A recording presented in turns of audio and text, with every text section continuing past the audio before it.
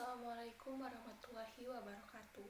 Perkenalkan, nama saya Safa Insyira dari semester 2C. Pada video kali ini saya akan mereview materi mata kuliah Hukum Pidana pertemuan kelima yang diberikan oleh Ibu Profesor Dr. Hajah Heni Nuraini SHMH dan asisten dosen Bapak Dr. Muhammad Rendi Aridayandi SHMH. Metode pembaharuan KUHP.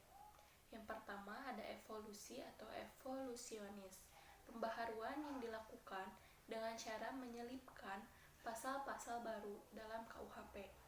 Contohnya, Undang-Undang Nomor 7 Tahun 1974 tentang penertiban perjudian merubah pasal 542 dalam buku 3 KUHP menjadi pasal 303 bis dalam buku 2 KUHP, sehingga konsekuensinya dengan berlakunya Undang-Undang Nomor 7 Tahun 1974, maka semua macam bentuk tindak pidana perjudian adalah merupakan tindak pidana kejahatan.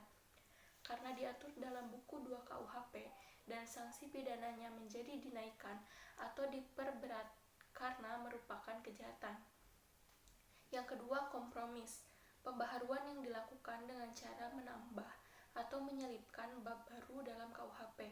Jadi, apabila ada aturan baru, cukup dengan menambah atau menyelipkannya saja.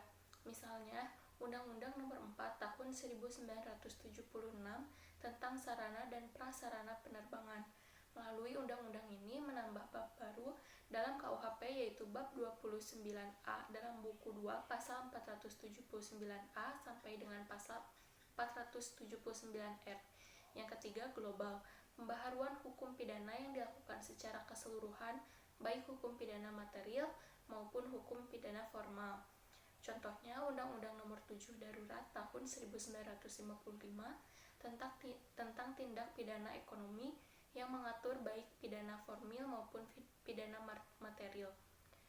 Selanjutnya, periodisasi pembaharuan KUHP. Secara kronologis, perubahan, penambahan, dan pembaharuan undang-undang hukum pidana telah dilakukan terhadap beberapa peraturan atau undang-undang. Di antaranya, yang pertama, Undang-Undang Nomor 1 Tahun 1946 tentang peraturan hukum pidana. Yang kedua, Undang-Undang Nomor 20 Tahun 1946 tentang hukuman tutupan. Yang ketiga, Undang-Undang Nomor 7 DRT Tahun 1955 tentang pengusutan, penuntutan, dan peradilan tindak pidana ekonomi. Yang keempat, Undang-Undang Nomor 1 Tahun 1960 tentang perubahan KUHP. Yang kelima, Undang-Undang Nomor 7 Tahun 1974 tentang penertiban perjudian. Yang keenam, Undang-Undang Nomor 27 Tahun 1909 tentang perubahan KUHP yang berkaitan dengan kejahatan terhadap keamanan negara. Selanjutnya, Nomor 7 Undang-Undang Nomor 31 Tahun 1999 Junto Undang-Undang Nomor 20 Tahun 2001 tentang tindak pidana korupsi. Selanjutnya, saya akan menganalisis antara pasal KUHP dan pasal RKUHP. Pasal 534 KUHP berbunyi, barang siapa secara terang-terangan mempertunjukkan suatu sarana untuk mencegah hamil maupun secara terang-terangan atau tanpa diminta menawarkan ataupun secara terang-terangan atau dengan menyiarkan tulisan tanpa diminta menunjuk sebagai bisa didapat sarana atau perantaran yang demikian itu diancam paling lama 2 bulan atau denda paling banyak Rp200.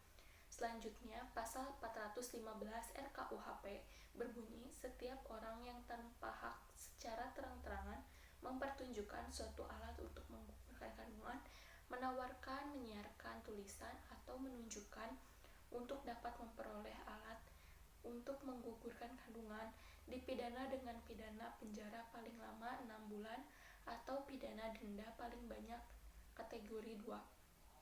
Kemudian diperjelas kembali pada pasal 416 RKUHP ayat 1, perbuatan sebagaimana dimaksud dalam pasal 414 tidak dipidana jika dilakukan oleh petugas yang berwenang dalam rangka pelaksanaan keluarga berencana, pencegahan penyakit infeksi menular seksual, atau untuk kepentingan pendidikan dan penyuluhan kesehatan. Selanjutnya, pada ayat 2, perbuatan sebagaimana dimaksud di dalam pasal 415 tidak dipidana jika dilakukan untuk kepentingan umum, untuk kepentingan ilmu pengetahuan, pendidikan. Selanjutnya ayat 3, petugas yang berwenang sebagai yang dimaksud pada ayat 1 termasuk relawan yang kompeten yang ditugaskan oleh pejabat yang berwenang. Di sini saya berkomentar bahwa saya lebih setuju terhadap RKUHP pasal 415 dan pasal 416 karena pada RKUHP lebih terperinci dibandingkan KUHP pasal 535.